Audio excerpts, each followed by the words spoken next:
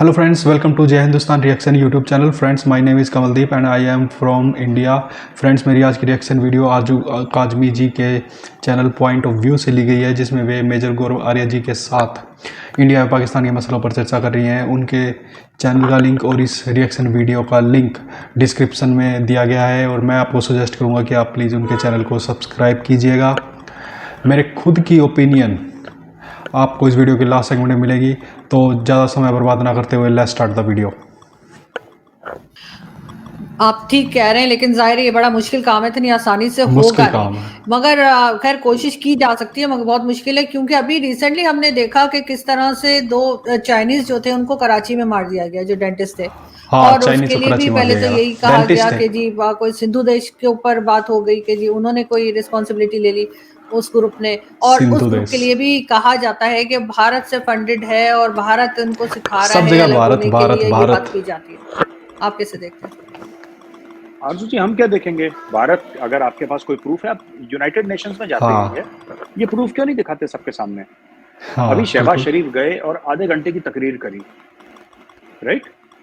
आधे उन्होंने घंटे की क्यों तकरीर, नहीं ये बिल्कुल प्रूफ सही। दिखाया यूनाइटेड नेशंस में कि ये मेरे पास कागज हैं, मैं दुनिया के हर फॉरेन ऑफिस हर को, अमेरिका, रशिया, चाइना, हर एक फॉरेन ऑफिस को मैं इसकी कॉपी भेज रहा हूं और ये हमारे पास प्रूफ है भारत के खिलाफ, आप एक्शन लीजिए।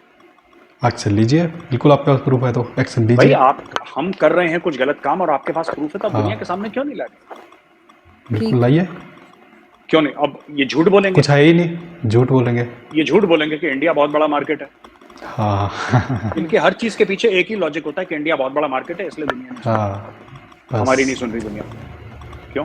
इसी दुनिया ने पाकिस्तान को न्यूक्लियर बॉम्ब बनाने की इजाजत दी थी। अमेरिका ने आंखें मूंद ली थी। अमेरिका ने दूसरी तरफ देखा था, अमेरिका बिल्कुल। को पता था पाकिस्तान क्या कर रहा है। They allowed Pakistan to make a nuclear bomb. और मगर जब वो एक चीज आपका जो मुझे कौन था वो, जी बताइए आप।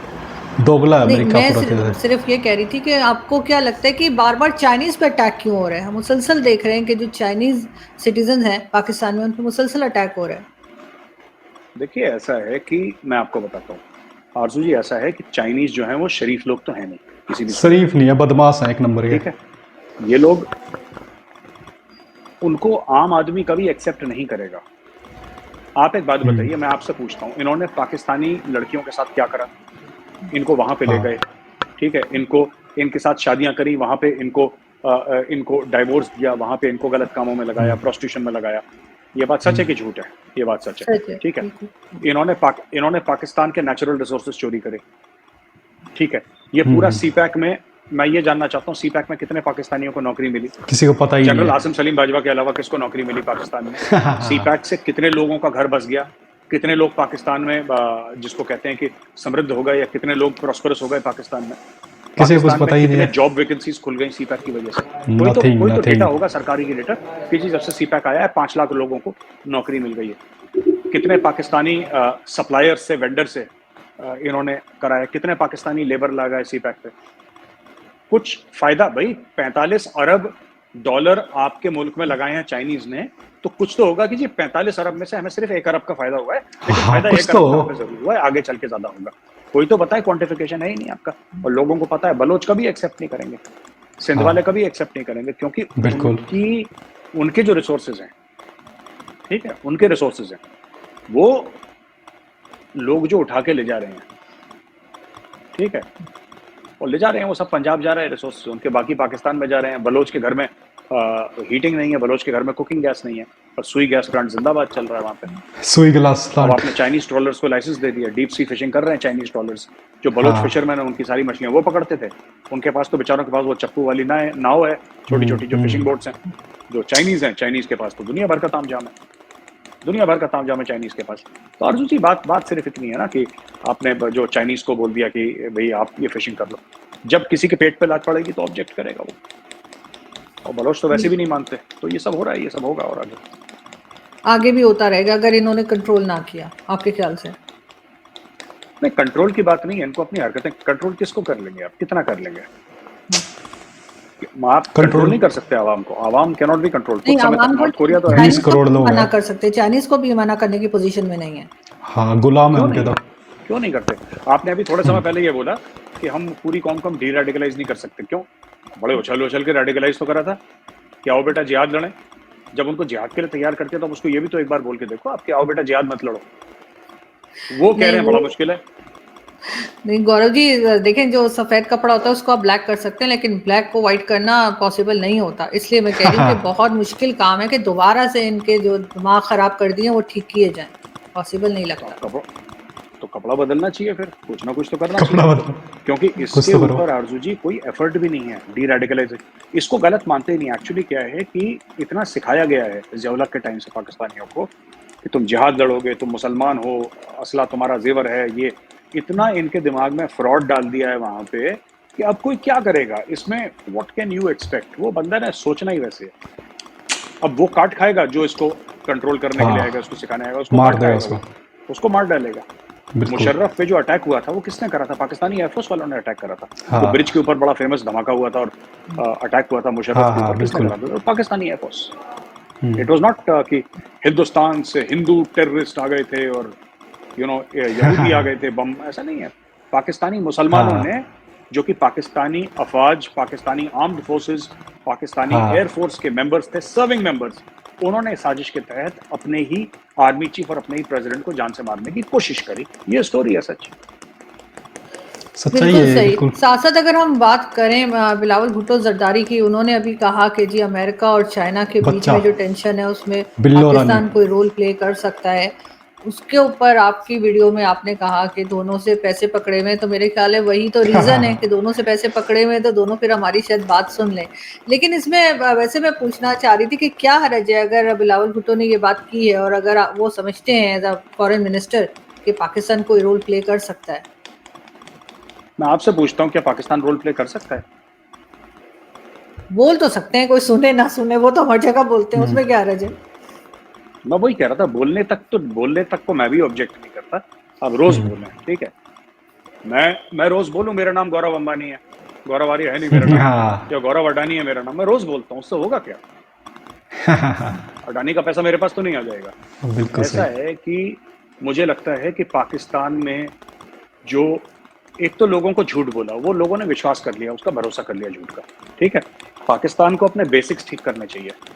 इतनी लंबी लंबी छलांगे मारना कि अमेरिका और चाइना के बीच में, हाँ पाकिस्तान ये धमकी जरूर दे सकता है कि हमने दोनों से पैसे पकड़े, दोनों को वापस नहीं करेंगे, चलो हाथ मिला लो। फिर डर के मारे दोनों हाथ मिला लें, उतना कर सकते हैं कि भैया हमने तुम दोनों से पैसे पकड़े, तुम दोनों सॉरी, हाँ, हम पैसे वापस नहीं करेंगे। इसके अलावा पैसे देखिए ना, वाप ऐसी हल्की बातें नहीं करनी चाहिए।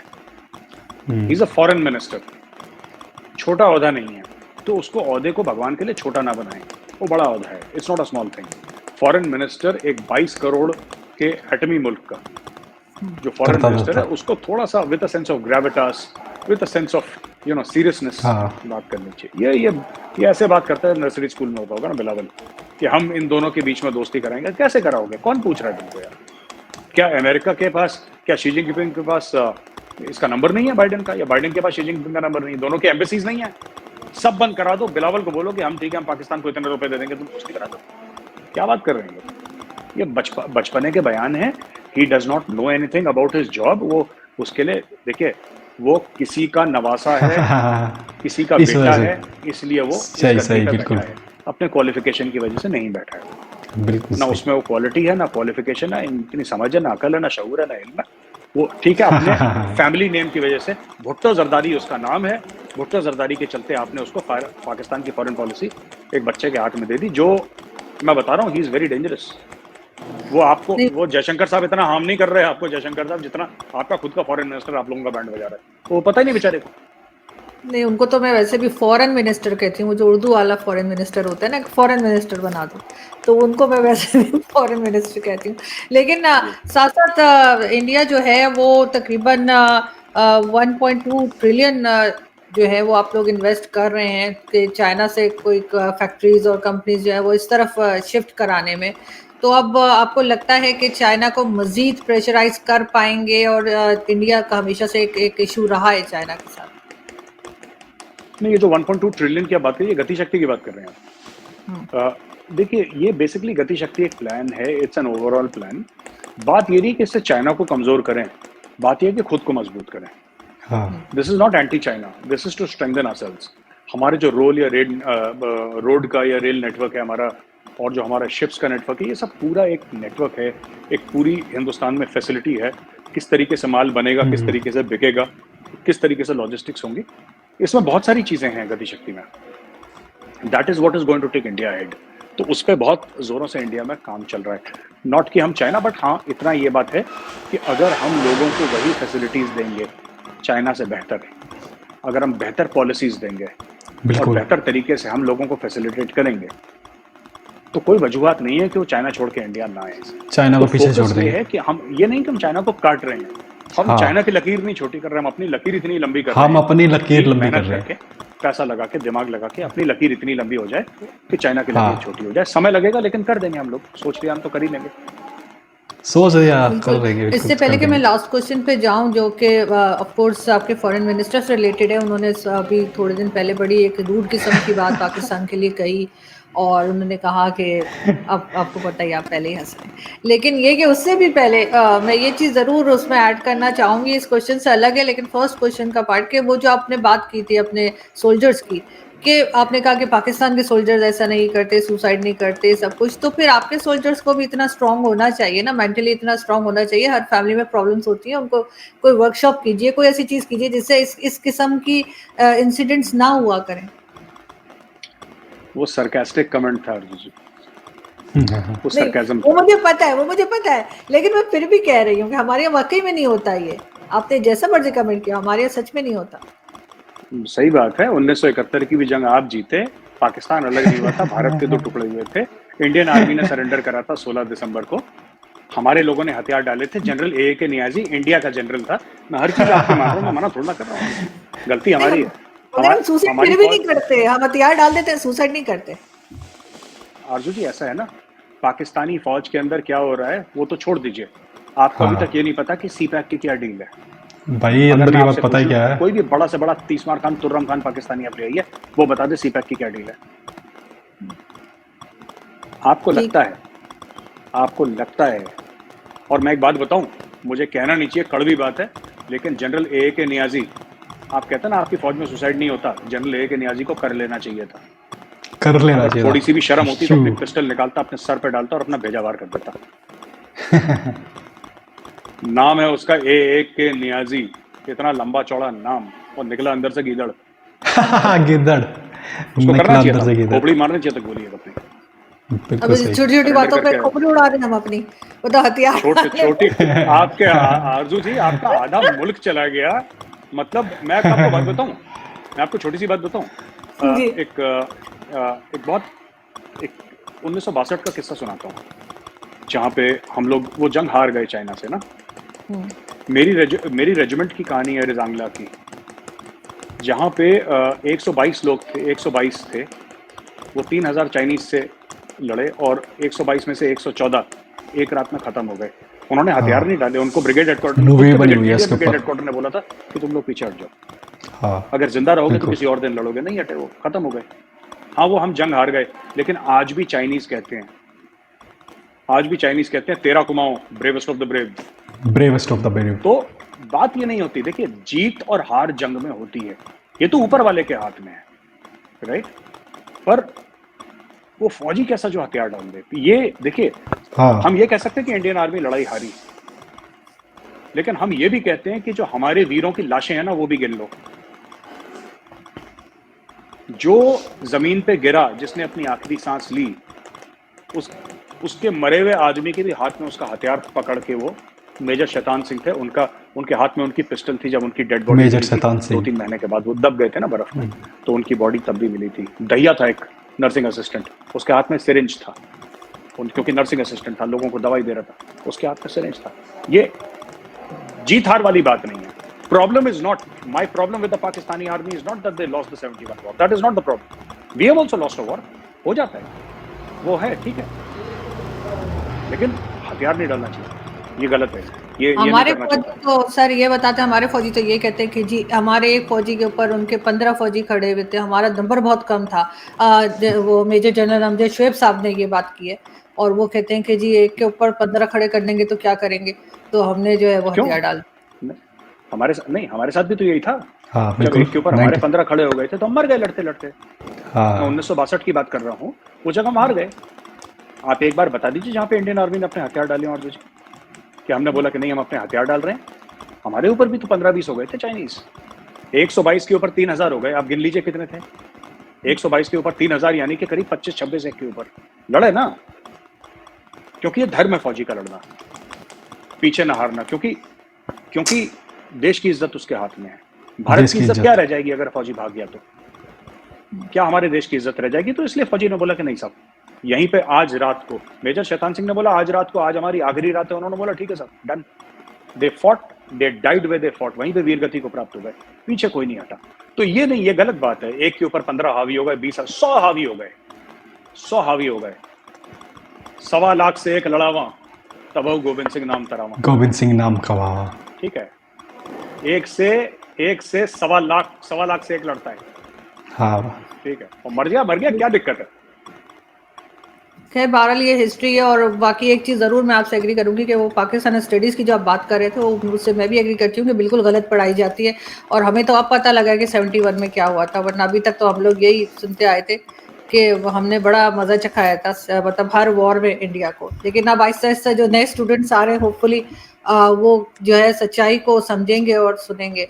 लेकिन सर लास्ट में अगर हम डॉक्टर जयशंकर की बात करें, तो जैसे मैंने कहा कि उन्होंने बहुत ही सख्त ज़बान इस्तेमाल की है। और उनसे खैर ये उम्मीद नहीं थी, क्योंकि मैं भी उनकी बहुत बड़ी फ़ैन हूँ। लेकिन आपके ख्याल से उन्होंने ऐसा क्यों कहा? ये बात कहे बगैर भी आगे बढ़ नाम थोड़ी सकते थे लिया है, कि पाकिस्तान ये जो है वो बोलेंगे सिर्फ टेरर क्रिएट करता है या वही भेजता है, इस किस्म की बात चोर वो की क्यों कर रहे हैं? दाढ़ी में जबकि तिनका। ऑलरेडी जैसे मैंने पहले भी कहा, और सिर्फ मेरे कहने की बात नहीं है, आप खुद भी चेक कर सकते हैं कि कई पॉइंट्स जो है FATF के पाकिस्तान ने क्लियर किए हैं। आरजू जी, आपने जयशंकर साहब की स्पीच सुनी? जी, उन्होंने कहीं पाकिस्तान का नाम तो नहीं लिया। लेकिन सर मतलब इशारा तो पाकिस्तान की तरफ ही था ना। कैसे? नेपाल को कोई प्रॉब्लम नहीं है, म्यांमार को कोई प्रॉब्लम नहीं है, चाइना को कोई प्रॉब्लम नहीं है, बांग्लादेश को कोई प्रॉब्लम नहीं है, भूटान को कोई प्रॉब्लम नहीं है, पाकिस्तान को क्या प्रॉब्लम है? उन्होंने बोला हमारा पड़ोसी। उन्होंने कभी पाकिस्तान को नहीं बोला। क्या उन्होंने पाकिस्तान अपनी जबान से अगर पाकिस्तान का नाम लेते तो आप जरूर ऑब्जेक्ट करते कि आपने हमारे हिम्मत कैसे हुई जयशंकर साहब की पाकिस्तान का? He never took Pakistan name. आप लोग कितना गिल्टी क्यों फील कर रहे हैं? क्या हो गया? हमारे यहाँ तो ये यही यही बात हो रही है बात कि उन्होंने पाकिस्तान की तरफ इशारा किया। उन्होंने पाकिस्तान का नाम ही नहीं लिया। लेकिन सोचने वाली बात है कि बांग्लादेश तो कोई ऑब्जेक्शन नहीं आया। हमारे जितने भी नेबर्स हैं, शामिल श्रीलंका, ऑब्जेक्शन सिर्फ पाकिस्तान से आया। हमने तो कभी पाकिस्तान का नाम नहीं लिया। चौक भाई, ठीक। हाँ बिल्कुल, पाकिस्तान ने प्रोटेस्ट किया है बिल्कुल इसके ऊपर। जी, थैंक यू सो मच कि आपने आज ज्वाइन किया, बहुत अच्छा लगा बात करके। और आइंदा फिर मुलाकात होगी। बहुत शुक्रिया, थैंक यू। Amazon। तो फ्रेंड्स, आज की ये वीडियो काफ़ी इंटरेस्टिंग थी, जिसमें मेजर गोरा और सारे बताते हैं कि एक फ़ौजी का धर्म होता है कि युद्ध में, वार में पीठ ना दिखाए, हथियार ना डाले। यही उसका सबसे बड़ा धर्म होता है। और 1962 की वो कुमायूं रेजिमेंट की बात बता रहे थे, जहाँ पर 122 हमारे इंडियन फ़ौजी थे और उनके ऊपर 3000 चीनी सैनिक हो गए थे। और जो 122 जो फ़ौजी थे हमारे इंडियन, उनको हमारे इंडियन रेजिमेंट की तरफ से ये भी बोल दिया गया था कि भाई आप पीछे हट जाइए, क्यों आप मुकाबला नहीं कर पाएंगे। लेकिन उन्होंने उसको इनकार करते हुए बोला कि नहीं, हम तो हमारी ये लास्ट नाइट होएगी। जैसे कि वो शैतान सिंह, मेजर शैतान सिंह जी के बारे में बता रहे थे, वो कह रहे थे आज हमारी लास्ट नाइट है, हमें पता है कि हम मतलब हमारी आज की लास्ट नाइट है, लेकिन हम पीछे नहीं हटेंगे और चाहे लड़ते लड़ते मर जाना पड़े। और ऐसा ही हुआ। हम 122 जो हमारे देशभक्त वीर सैनिक थे वो शहीद हो गए थे। 3000 चीनी सैनिक हो गए। और चीनी सैनिक आज भी, चाइनीज़ आज भी brave of the brave, Kumaon regiment brave of the brave कह के आज भी वो उनको याद करते हैं और मतलब इसको बुलाते हैं। दूसरी तरफ जब 1971 की जो वार हुई थी, उसके अंदर जैसे आरजू का जी मैम बता रही थी कि एक फ़ौजी के ऊपर हमारे मतलब 15 फ़ौजी हावी हो गए थे, इसलिए उन्होंने हथियार डाल दिया। तो मेजर गोरा सर कह रहे हैं कि ये जो न्याजी है, मतलब सिर्फ नाम का न्याजी है, नाम तो इसका इतना बड़ा के न्याजी हैं और निकला गीदड़ है। मतलब आप तुम कह रहे हो कि सुसाइड नहीं करना चाहिए हैं, इसके ऊपर बात कर रहे हो। अरे मैं कह रहा हूँ कि मतलब उसे खुद सुसाइड कर लेना चाहिए था, शर्म के मारे कर लेना चाहिए था। मतलब पूरा मुल्क का आधा हिस्सा चला गया और शर्म नहीं आ रही। मतलब बिल्कुल ट्रू बात कही है, बिल्कुल सही बात कही है। मतलब और मतलब वो कह रहे हैं कि भाई आप कह रहे हो कि 15 फौजी हमारे ऊपर थे इसलिए हथियार डाल दिए। तो 1962 में तो 25-26 चाइनीज़ हो गए थे इंडियन के ऊपर, तब भी वो पीछे का भी नहीं हटे। और इसी के ऊपर आज की वीडियो जो है मेजर गौरव आर्य जी ने पूरी एक्सप्लेन की और काफ़ी अच्छी तरह से एक्सप्लेन की। और आरजू मैम तो बस यही जैसे कि जयशंकर के ऊपर लास्ट में बोल रही थी कि जी आपके जो फॉरेन मिनिस्टर हैं जयशंकर जी, उनकी मैं बहुत बड़ी फ़ैन थी और इतनी बड़ी फ़ैन थी मैं, लेकिन उन्होंने मतलब पाकिस्तान के लिए ऐसा क्यों बोला, उनको ऐसा नहीं बोलना चाहिए था पाकिस्तान के लिए। तो मेजर गौरव आर्य जी बोलते हैं कि जी उन्होंने कोई नाम थोड़ी लिया है किसी कंट्री का। हमारे तो बहुत सारे नेबर हैं, कोई एक दो नेबर भी नहीं है। श्रीलंका, बांग्लादेश, नेपाल, भूटान, चाइना हमारा एनिमी नंबर 1 है। चाइना, श्रीलंका और आपका म्यांमार, ठीक है ना। कितने हमारे नेबर्स हैं, बहुत, अफ़गानिस्तान, कितने नेबर्स हैं। लेकिन सिर्फ आपको ही मिर्ची लगी, आपको ही मतलब इतनी गिल्टी क्यों फील हो रही है, आप ही ने क्यों रिएक्ट किया। तो दाल में कुछ काला लग रहा है क्या, या मतलब क्या, क्यों आपने क्यों रिएक्ट किया। मतलब किसी का नाम तो लिया नहीं, जयशंकर जी ने किसी का नाम तो लिया नहीं। वो तो उन्होंने बोला था कि हमारे पड़ोसी जो हैं वो आईटी एक्सपर्ट है, यानी इंटरनेशनल टेररिज्म में एक्सपर्ट है। तो उन्होंने किसी देश का तो नाम लिया नहीं था। तो ये बात भी बिल्कुल मेजर गौरव ने बिल्कुल सही बोल लिया कि नाम तो लिया नहीं था किसी का, ठीक है ना। तो मतलब आप इनको बुरा लगा तो हो सकता है कि मतलब इनको भी पता है कि जो ये आईटी पावर हैं ये वाकई में इंटरनेशनल टेररिज्म पावर है ये, तो इसी वजह से इनको ये बुरा लगा। तो चलिए दोस्तों, आज की वीडियो आपको कैसी लगी, प्लीज़ लाइक, शेयर, कमेंट और सब्सक्राइब करना मत भूलिएगा। और मैं आपके लिए इस तरह की वीडियो डेली लेके आता रहता हूँ, तो प्लीज़ चैनल को ज़रूर से ज़रूर सब्सक्राइब कीजिएगा। और अभी के लिए आपसे अलविदा लेते हैं। जय हिंद।